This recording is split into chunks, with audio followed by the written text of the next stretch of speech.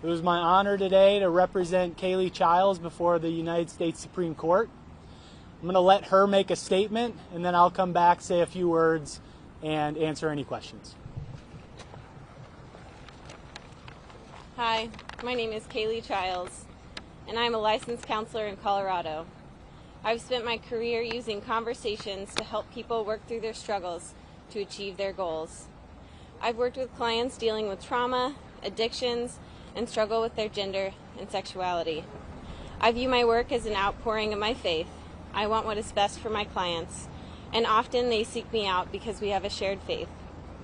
When I learned about Colorado's counseling censorship law, I was concerned about its impact that it would have on myself and my clients. Issues of gender and sexuality come up regularly with my clients in our counseling conversations.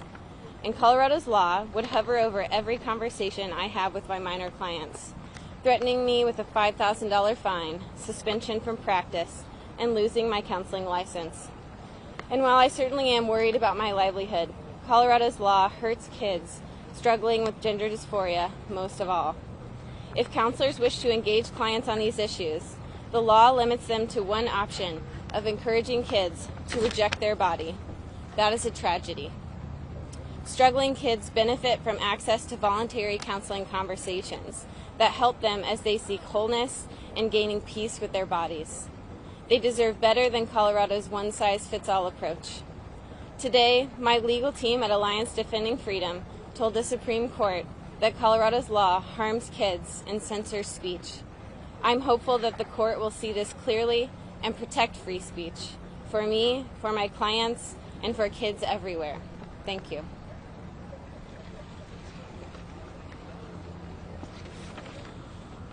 Today we were able to make arguments before the court challenging Colorado's counseling censorship law. This law is blatantly viewpoint discriminatory.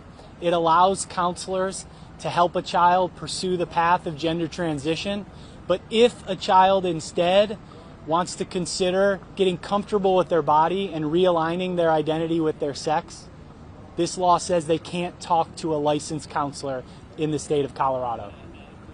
That's unfortunate because it's harming kids every day. There are kids struggling with issues of gender dysphoria, and this law tells them that if they're seeking help in one direction, that licensed mental health professionals and counselors are not available to them. As we made our arguments to the court today, the court seemed very receptive to the points we were making. The court acknowledged that Colorado is trying to censor private conversations between licensed professionals and their clients.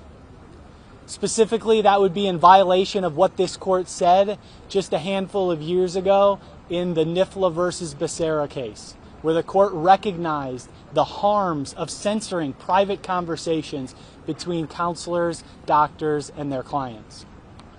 The court gave many indications that it was bothered by the law. It seemed to me that the court views this, at least many members of the court views this as a viewpoint-based law. And under the First Amendment, Colorado is not allowed to censor viewpoints based on which side of the aisle they fall on. With that, I'll take questions.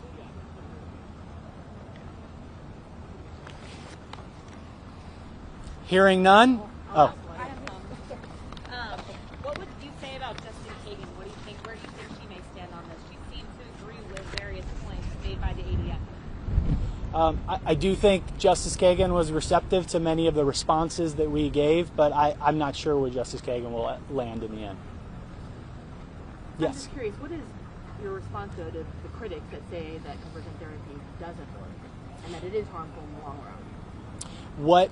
What Kaylee Childs does is provides voluntary conversations to help minors pursue the goals they've set for themselves.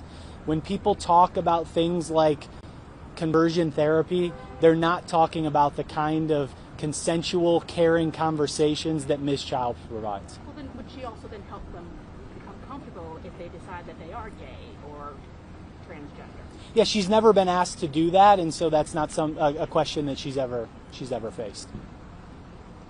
You mentioned during arguments that Ms. Childs faced several anonymous complaints in the past few weeks. Could you elaborate on that? Yes, over the course of the last few weeks, there have been numerous anonymous complaints alleging that Kaylee Childs has violated the very law that we're challenging here. And rather than dismiss those complaints, the state of Colorado has sent them to Kaylee and are now demanding that she responds to them.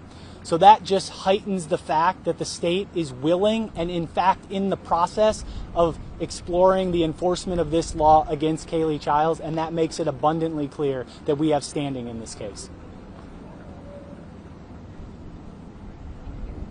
Thank you.